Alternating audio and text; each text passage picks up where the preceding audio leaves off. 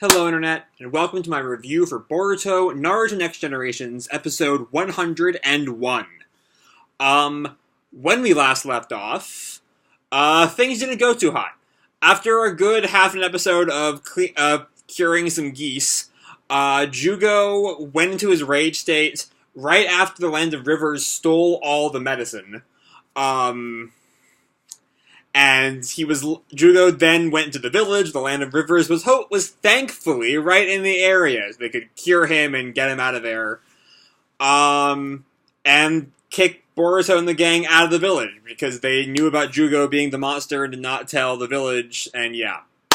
Anyway, before we go to the review itself, just a reminder, I still have my Spring 2019 anime review straw poll in the description down below. That'll be up until Monday, so fill that out in the next 2 or 3 days. Let me know what you want to see me covering on the channel this season. It's already April. Holy shit. Anyway, so yeah, let's jump right on in.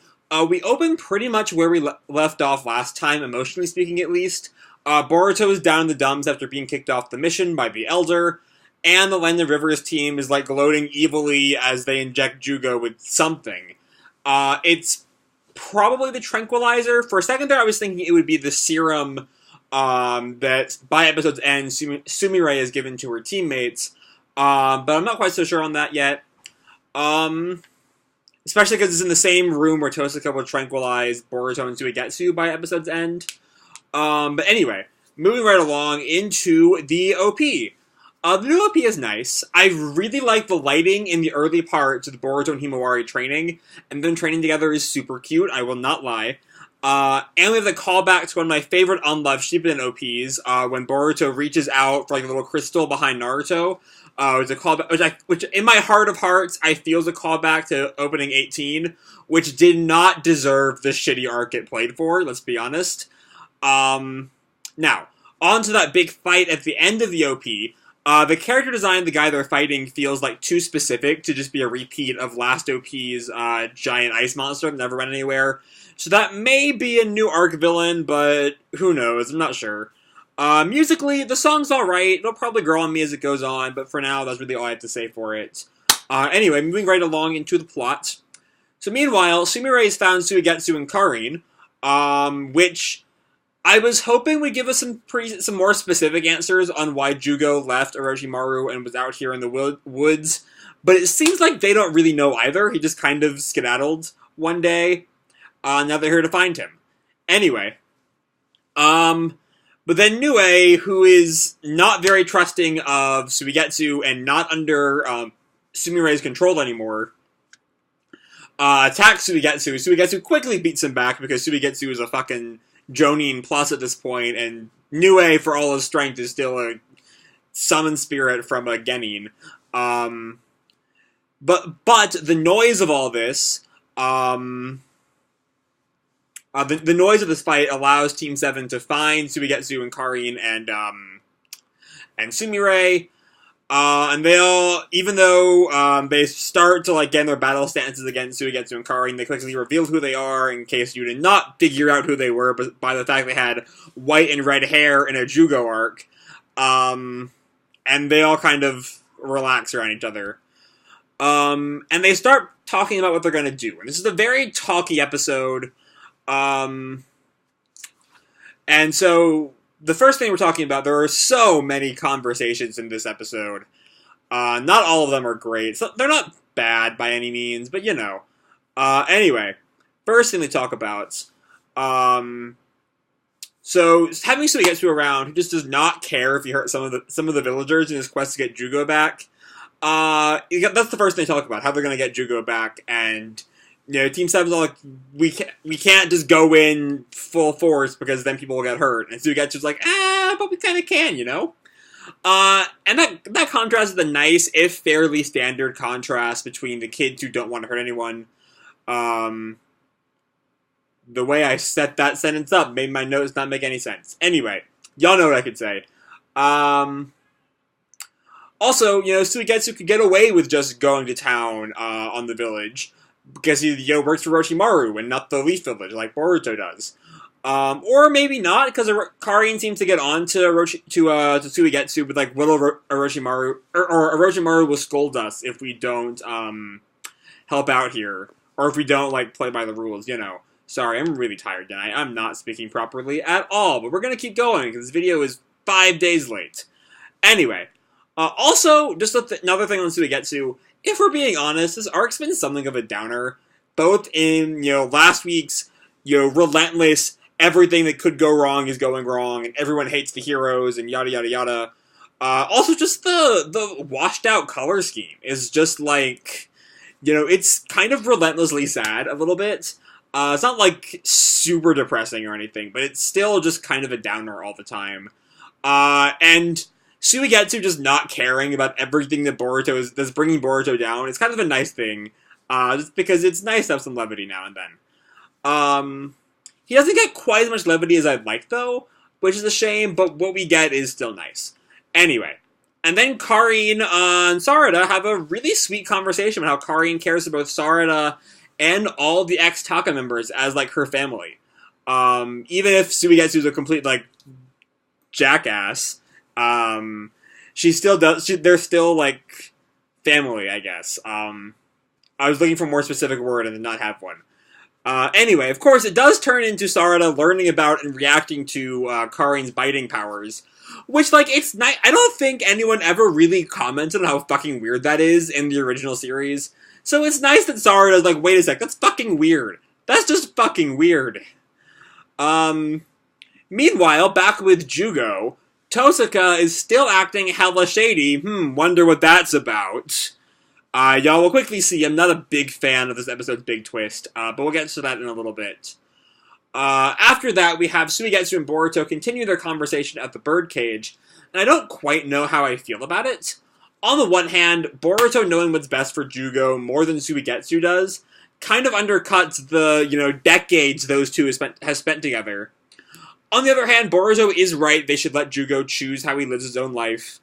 Even if Boruto was kind of stopping him from doing that in the first place because he just wanted to be left alone, and Boruto was like, yeah, but I want to be here too, so fuck off. And that was the right thing to do there too. I don't know, the whole conversation is a little weird. Anyway, it's good that we get a call back to Sumire's arc, because that's just a nice thing, the way that, and it's something that really, I hadn't really thought of with Sumire's inclusion in this arc that's all about, genetics and your destiny, because Sumire's destiny at the beginning of the series was set in motion by her father, her straight genetic line. And, Sumire initially was following that destiny, but thanks to, her friends, bucked that destiny and is now choosing to protect the Leaf Village. Also, Tosaka turning, full villain by episode's end does kind of state that this arc in the end is opposed to that genetics determine everything view that Tosaka holds.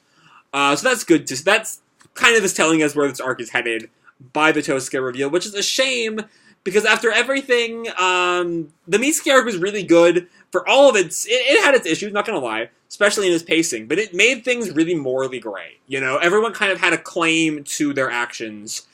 This arc, I'll talk more about near the end of the video, but it's just, so good versus evil. There's no real ambiguity in the Land of Rivers guys. They're so, like, comically evil. The ringleader looms over Jugo in the opening scene holding a sinister syringe. The screen cap for this video is Tosaka, like, fucking evil grinning as, like, his lights are shining, I think. Yeah, it's just really fucking cheesy. So it's really... So, yeah. That's a complaint. I had lost track of where I was.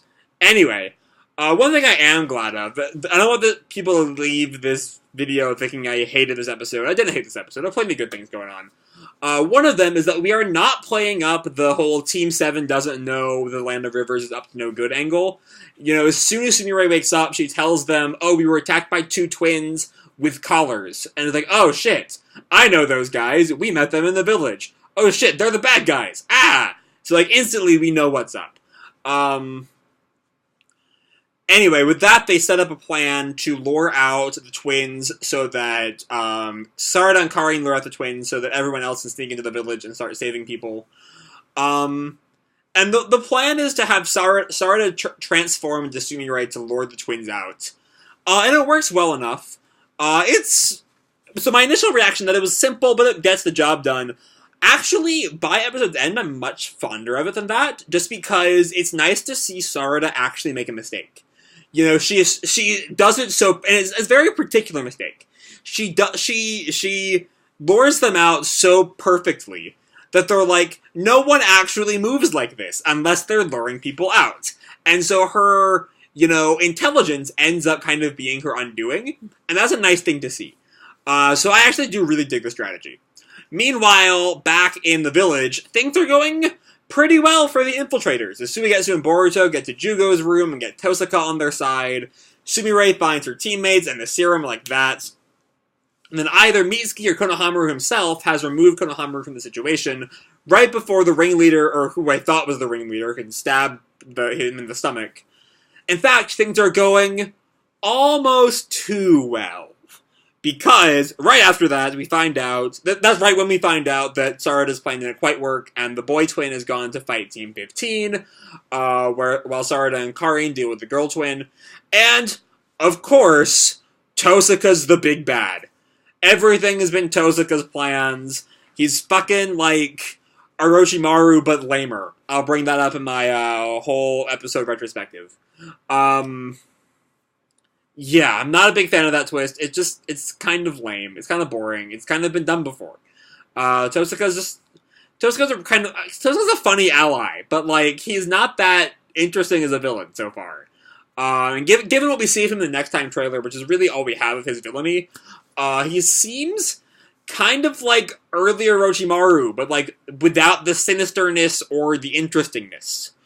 Anyway, before we get there, the new ending. It's pretty good. Musically, I think it's better than the new opening, for being honest. But its visuals are decent. They're bright, colorful, vivid, all that good shit. But they're not really as good as the opening visuals, which isn't really unusual for an ending. But you know what? It's fine. Anyway, yeah. I am not a fan of Tosaka's whole mad scientist shtick, especially what we see in the Next Time preview.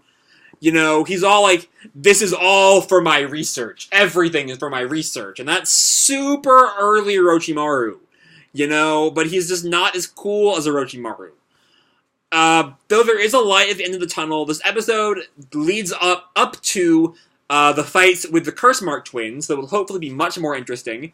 Especially Team 15's, as they seem far more outmatched by their opponent than Karin and Sarada are with theirs. But yeah, this was very much the calm before the storm episode, and it definitely kind of felt like we were just like in a waiting pattern for the fights and the Tosaka twist at episode's end. Let's just hope it all pays off in the end. So yeah, next time we get two cool-looking fights, but Boruto and Mitsuki are subjected to Tosaka's full mad scientist archetype, the true threat, boring monologues. I'm going to leave this video off here. Hope you all enjoyed the episode and the video. If you did, feel free to drop it a like, or subscribe, or do a straw poll thing, Sorry. And, do whatever the fuck you want. I don't really care. And as always, people, keep kicking ass, and I'll see you in the future. Bye!